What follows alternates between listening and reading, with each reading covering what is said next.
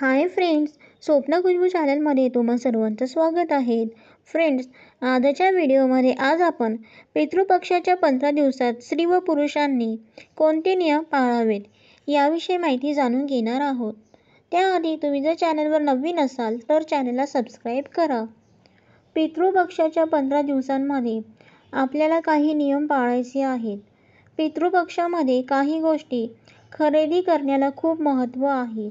यासोबतच पितृपक्षामध्ये जर काही गोष्टी आपण खरेदी केल्या तर त्याचा वाईट परिणाम आपल्या आयुष्यावर होतो. मग आपल्याला दुःख, अडचणी, संकट यांना सामोरे जावे लागते. म्हणून पितृपक्षाचे नियम काय आहेत, कुठल्या गोष्टींची काळजी आपल्याला घ्यायची आहे, कुठल्या चुका आपल्या हातून होऊ नये, ही सगळी अतिशय महत्त्वाची माहिती आज मी तुम्हाला आजच्या व्हिडिओमध्ये देणार आहे. पितृपक्ष हा काळ अतिशय महत्त्वाचा आहे आणि गणपती बाप्पा आता संपले की लगेच दुसऱ्या दिवसांपासून पितृपक्ष सुरू होत असतो. आपल्या महाराष्ट्रामध्ये पितृपंधरवड्याला खूप महत्त्व आहे. पितृपक्षामध्ये खूप गोष्टी करणे हे निषिद्ध मानले जाते, म्हणजे त्या करू नये असं म्हटलं जातं. यासोबतच काही गोष्टींची आपल्याला काळजी घ्यायची आहे. काही गोष्टी आपल्याला आवर्जून करायच्या असतात.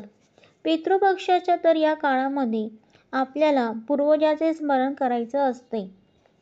पूर्वजाच्या आत्म्याला शांती मिळावी म्हणून वेगवेगळे विधी, श्राद्ध, तिथी अमुक एक तिथीला केले जातात. पूर्वजांच्या आत्म्याच्या शांतीसाठी खूप विशेष आहेत.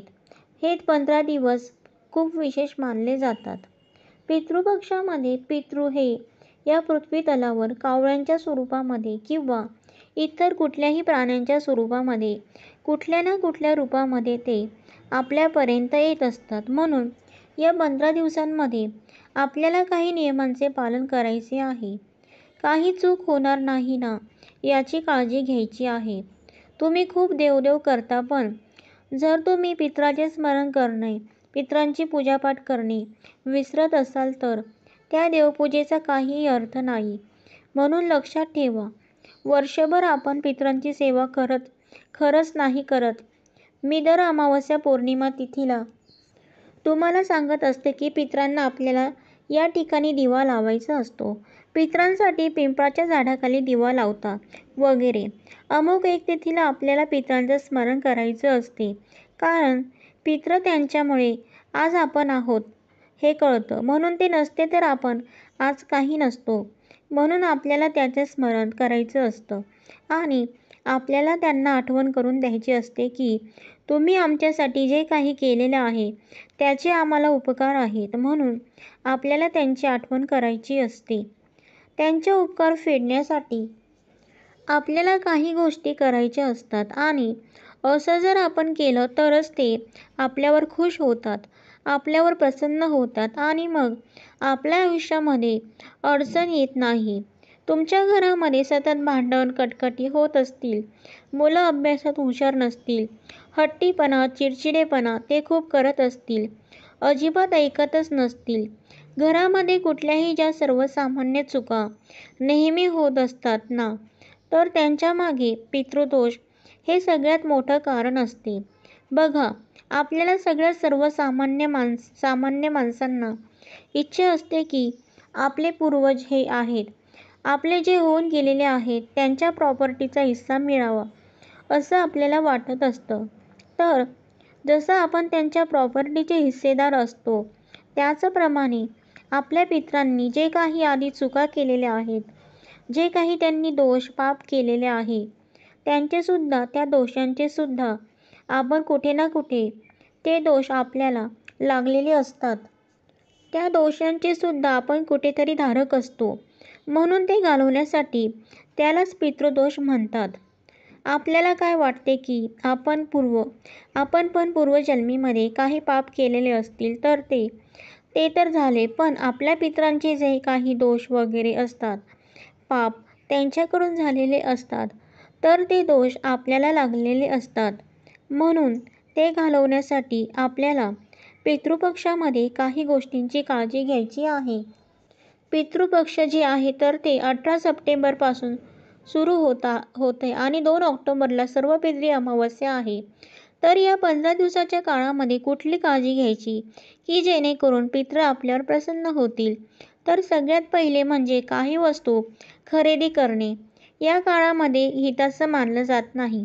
दुसरीकडे काही वस्तू खरेदी करणं अतिशय भाग्याचे ठरू शकतं. तर पितरांच्या शांतीसाठी, त्यांच्या मोक्षासाठी तुम्ही या पितृ पंधरवड्यामध्ये तुम्हाला गाईला, कुत्र्याला, कावळ्याला, तुम्हाला जे पण काही मुके जनावर आहेत त्यांना तुम्हाला खायला द्यायचं आहे. आता गाईला तर गोठ्यात जाऊन आपण खाऊ घालू शकतो. कुत्रे तर आपल्याला भरपूर दिसतात. त्यानंतर तुम्ही बघा, मुंग्यांसाठी तुम्ही कोपऱ्यामध्ये साखर ठेवा, पीठ ठेवा. जे काही प्राणी दिसतील, जे काही तुम्हाला दिसतील दारात आले तर त्यांना अजिबात हुसकावू नका. त्यांना काहीतरी तुमच्या घरामध्ये जे असेल तर ते तुम्ही खायला द्या. त्यानंतर बघा, पितृपक्षाच्या या काळामध्ये तुम्हाला दान करायचं आहे. दानाला खूप महत्त्व आहे. म्हणजे तुमच्या यथाशक्तीने तुम्ही अन्नदान, वस्त्रदान, काहीही दान, पण गरजूंना तुम्ही नक्की दान करा. दानामुळे आपले पितृ खूप प्रसन्न होत असतात. पितराचे स्मरण करून तुम्हाला कुठली पण वस्तू दान करायची आहे. तसंच या काळामध्ये बघा, तुम्ही लक्षात ठेवा, पितृपक्षामध्ये तुम्हाला शुभ कार्य करायचे नाही.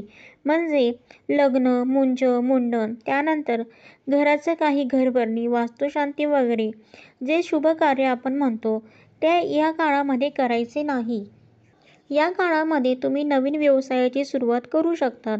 पितृपक्षामध्ये तुम्ही नवीन घर, प्लॉट, फ्लॅट, नवीन कार वगैरे या गोष्टी खरेदी करू शकतात.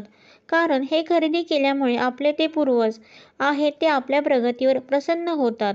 तर यामुळे या वस्तू तुम्ही खरेदी करू शकतात. तर फ्रेंड्स, कसा वाटला माझा व्हिडिओ? तुम्हाला जर माझा व्हिडिओ आवडला असेल तर लाईक करा, शेअर करा, सबस्क्राईब करा. पुन्हा भेटू एका नवीन व्हिडिओसह. तोपर्यंत बाय.